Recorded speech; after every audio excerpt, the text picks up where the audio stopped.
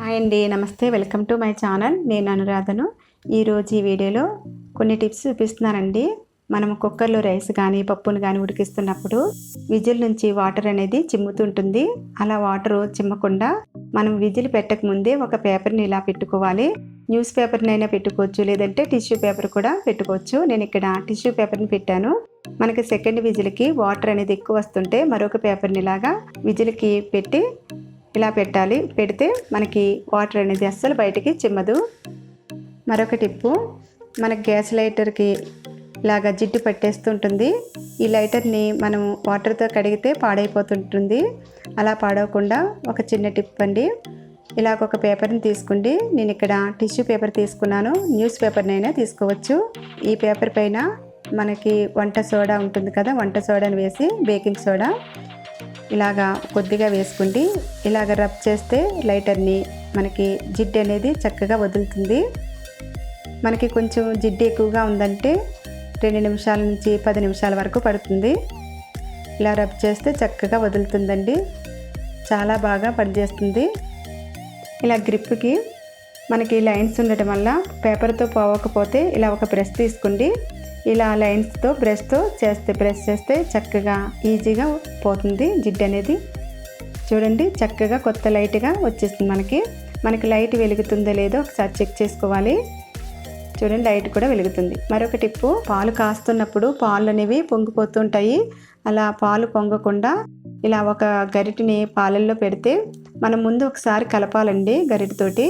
అలా కలిపితే మనకి పాలు అనేవి పొంగవు. ఇలా గరిటి అడ్డు పెట్టడం వల్ల పాలు పొంగకుండా ఉంటాయి. మరొక టిప్పు, మనకి పెరుగు అనేది పులుస్తూ ఉంటుంది, పుల్లగా ఉంటుంది. అలా పుల్లగా ఉండకుండా మనం కొద్దిగా చిటికెడు షుగర్ని వేసి ఒకసారి ఇలా స్పూన్తో కలిపి మూత పెట్టి ఫ్రిడ్జ్లో పెడితే 2 నిమిషాలు మనకి పులుపు అనేది ఉండదు. మరొక టిప్పు, మనం సగం వాడి కవర్లో పిండి ఉంచితే మిగిలిన పిండిని ఇలాగ ఓపెన్లో ఉంచితే పిండి అనేది ఒలిగిపోతుంటుంది.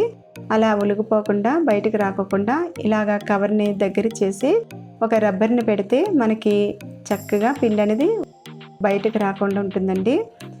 మనకి ఎప్పుడు కావాలంటే అప్పుడు రబ్బర్ని తీసుకుని వాడుకోవచ్చు. మరొక టైప్ చూపిస్తున్నాను. ఇది సీల్ చేసుకోవడం అండి. చక్కగాను ఇలా సగం ఉన్న పిండి కవర్ని ఇలాగా కవర్ చివర్లకి దగ్గర చేసుకోండి, సమానం చేసుకోండి. ఒక నైఫ్ని తీసుకోండి. నైఫ్ని వేడి చూపించాలి.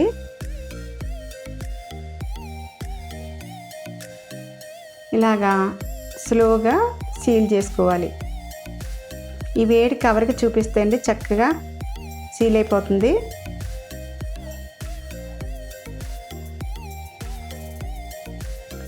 చూడండి, చక్కగా పిండి అనేది బయటికి రాకుండా ఉంటుంది. మనకి ఎప్పుడు కావాలంటే అప్పుడు కట్ చేసుకుని మళ్ళీ పిండిని వాడుకోవచ్చు.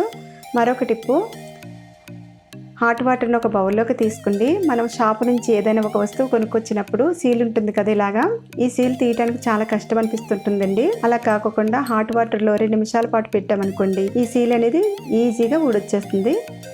మనం వెంటనే తీస్తే ఇది ఊడి రాదండి. కొంచెం టైం ఉంచి 2 నిమిషాలు ఉంచితే మనకి ఈజీగా ఊడొచ్చేస్తుంది. ఈ వేడితో మనకి ఇలా గాజు బాటిల్ని కూడా మనకి ఈజీగా తీసేయచ్చు. ఇలాగా హాట్ వాటర్లో పెట్టుకుండి. మనం వెంటనే ఇలా నైఫ్తో తీసినా కూడా రాదండి. మనం కొంచెం 2 నిమిషాలు హాట్ వాటర్లో ఉంచితే ఈజీగా ఇలాగా వచ్చేస్తుంది సీల్ అనేది. ఇలా పేపర్లు చాలా గట్టిగా పట్టుకుంటుంది మనకి బాటిల్స్కి. ఇలా హాట్ వాటర్లో పెడితే చాలా చక్కగా వస్తుందండి. మరొక టిప్పు, మార్కెట్ నుంచి నిమ్మకాయలు తీసుకొచ్చి కవర్లో పెట్టి ఫ్రిడ్జ్లో పెట్టుకుంటే మనకి కుళ్ళిపోతూ ఉంటాయి. అలా కుళ్ళిపోకుండా చూడండి, నిమ్మకాయలకు కూడా ఇలా మచ్చలు వచ్చేస్తుంటాయి. ఇలా మచ్చలు రాకుండా చక్కగా ఫ్రెష్గా ఉండటం కోసమని ఇలా ఒక న్యూస్ పేపర్ని తీసుకోండి. నిమ్మకాయకి సరిపడే పేపర్ని కట్ చేసుకోండి. మనము ఈ నిమ్మకాయని పేపర్లో పెట్టి ఇలాగా క్లోజ్ చేసుకోవాలి.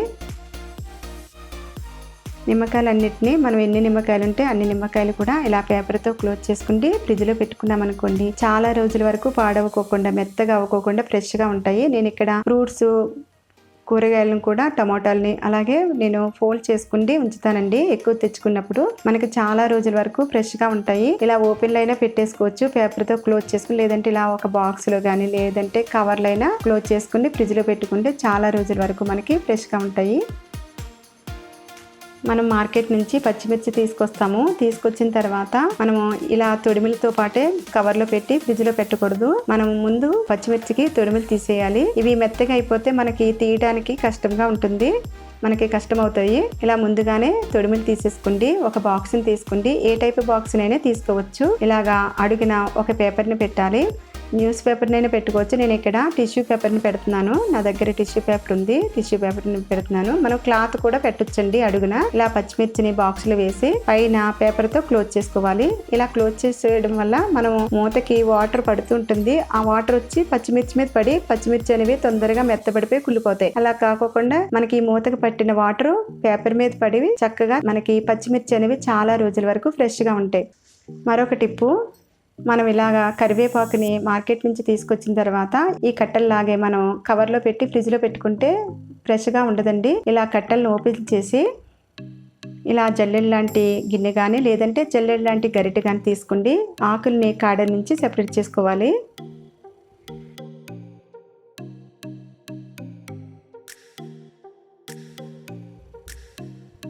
ఇలాగా ఆకనంతా కాడ నుంచి సెపరేట్ చేసుకోండి. మన వాటర్తో బాగా కడిగి ఇలా ఒక మెత్తని క్లాత్ మీద కానీ లేదంటే న్యూస్ పేపర్ మీద అయినా ఆరబెట్టుకోవాలి. మనం ఎండలో ఆరబెట్టకూడదండి. ఆకు మనకి ఫ్రెష్గా ఉండదు. ఫ్యాన్ కింద పెట్టుకుంటే ఆరబెట్టుకోవాలి. మనకి ఆకులకి తడి లేకోకుండా ఆరబెట్టుకోవాలి.